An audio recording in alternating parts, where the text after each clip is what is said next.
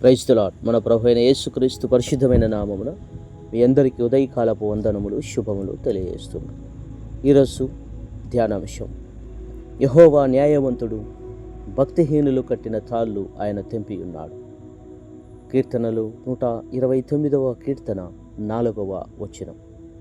ప్రియమైన సహోదరి సహోదరులారా, ఈ ఉదయం మనమందరము దేవుని సన్నిధిలో ఒక ఆశాభరితమైన వాక్యాన్ని ధ్యానించబోతున్నాం. ఈ వాక్యం మనకు ఒక గొప్ప సత్యాన్ని చెబుతుంది. మన దేవుడు న్యాయవంతుడు. మన జీవితంలో చాలాసార్లు మనం అన్యాయాన్ని అనుభవిస్తాం. ఎవరైనా మన మీద అబద్ధాలు చెప్పవచ్చు, మనపై కుట్రలు చెప్పవచ్చు, లేదా మనం చేయని తప్పుకు బాధపడవచ్చు. అలాంటి సమయాల్లో మన హృదయం బాధపడుతుంది. ఎందుకు నాకే ఇలా జరుగుతుంది అని అనిపిస్తుంది. కానీ ఈరోజు దేవుడు మనతో చెబుతున్నాడు, నేను న్యాయవంతుడిని, నీకోసం నిలబడతాను అని. ఇక్కడ తాళ్ళు అంటే ఏమిటి? మన జీవితాన్ని బంధించే ప్రతి దానిని సూచిస్తుంది ఈ తాళ్ళు. భయాలు, అప్పులు, రోగాలు, సంబంధాలలో సమస్యలు, ఇతరుల చెడు ఆలోచనలు, ఇవి మనలను బాధించినట్టు అనిపిస్తుంటాయి. మనకు భయపడే మార్గం లేదనిపిస్తుంది. దేవుడు తెంపే తాళ్ళు. బైబిల్ చెబుతూ ఉంది, యెహోవా ఆ తాళ్ళను తెంపుతాడు అని.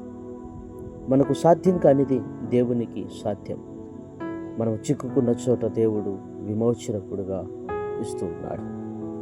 ఈ ఉదయం మీరు గుర్తుంచుకోవాల్సినటువంటిది ఏంటంటే, దేవుడు మీ పరిస్థితిని చూస్తూ ఉన్నాడు. ఆయన మీ బాధను అర్థం చేసుకుంటున్నాడు. సరైన సమయానికి ఆయన పని చేస్తూ ఉన్నాడు. చిన్న ఉదాహరణ: ఒక పక్షి త్రాడుతో కట్టబడి ఉంటే అది ఎగరలేను, కానీ ఆ త్రాడు కట్టయితే అది స్వేచ్ఛగా ఆకాశంలో ఎగురుతుంది.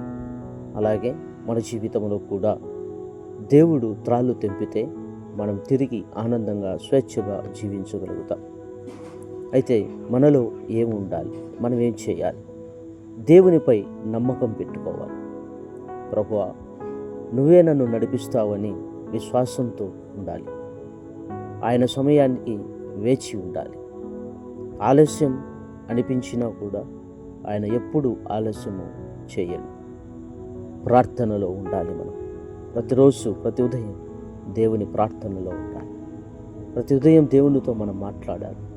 ఈరోజు ప్రోత్సాహం. ఈరోజు మీరు ఏ బంధంలో ఉన్నా దేవుడు ఆ బంధాన్ని తెంచగలడు. నీకు కనిపించని మార్గాన్ని ఆయన తెరుస్తాడు. మీ మీద ఉన్న భారాన్ని ఆయన తెంపివేస్తాడు. నా ప్రియమైన వారులారా, ఈరోజు ఈ వాక్యం మనకు నేర్పిస్తున్నటువంటిది ఏంటంటే, దేవుడు న్యాయవంతుడై ఉంటున్నాడు. భక్తిహీనులు నీకు కట్టినటువంటి అనేక విధములైన త్రాళ్లను ఆయన తెంపివేయబోతున్నాడు. కాబట్టి దేవుని దగ్గర మనం ప్రార్థన చేద్దాం. దేవుడు మనకు తోడుగా ఉన్నాడని, దేవుడు మనకు విమోచనకర్తగా ఉన్నాడని, దేవుడు మనపై నమ్మకంగా పనిచేస్తూ ఉన్నాడని, దేవుడు మన కొరకు మన పక్షముగా నిలబడి ఉన్నాడని మరొకసారి కూడా వాక్యం ద్వారా మనకు గుర్తు చేసినందును బట్టి దేవునికి కొద్ది సమయం ప్రార్థనలో ఏకీభవించుకుందాం. ప్రియమైన మా పరలోకపు తండ్రి, ఈ ఉదయం నీ సన్నిధిలోనికి రావడానికి మీరు ఇచ్చిన కృప కొరకై స్తోత్రమయ్యా. నీవు న్యాయవంతుడవని మేము నమ్ముచున్నాము తండ్రి. ప్రభువా, మా జీవితంలో ఉన్న ప్రతి త్రాడును నీవే తెంచివేయమయ్యా. భయం అనే తాడు, బాధ అనే తాడు, సమస్యల నుండి మమ్మలను వినిపించుము తండ్రి.